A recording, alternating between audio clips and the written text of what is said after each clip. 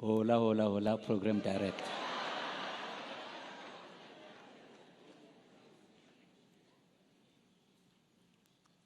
Sister Zelda, Pastor George, Pastor Joshua, Pastor Tara, McCauley, the McCauley family, the Rhema Church, the Rhema Church family, thank you for the privilege to come and pay tribute to this giant of faith. On behalf of the IFCC, we would like to extend our condolences to you, that God comforts you as a family and the broader family of the McCauleys. On behalf of my wife and myself, my son Nkateko, who requested to come and attend,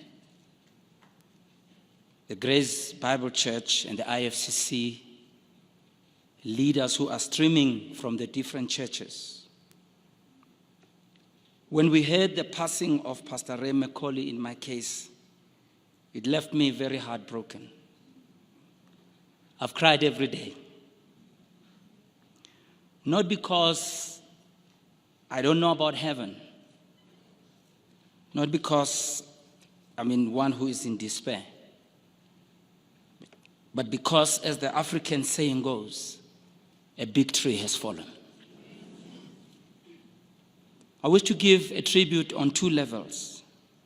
As one of the executive members of the IFCC, which Pastor Ray tasked us, myself, Pastor Art Boshoff of the CRC, Pastor Don Phillips of RUCC, to run the IFCC, as Bishop Mpumlwana has alluded, when his health took a knock and he couldn't do the work anymore.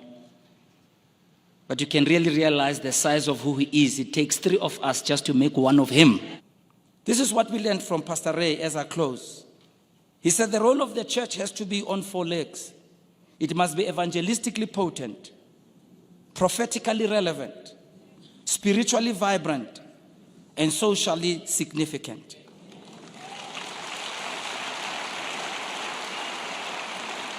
We saw Pastor Ray transition as a white person raised in a privileged background in Randburg and become an activist who preaches the gospel and tells and challenges the people of the day that apartheid is a sin. And I remember attending a funeral with him at Buipatong, wherein several people had been massacred under the apartheid government. And Pastor Ray went to Buipatong, showing that prophetic relevance is what the church must be about.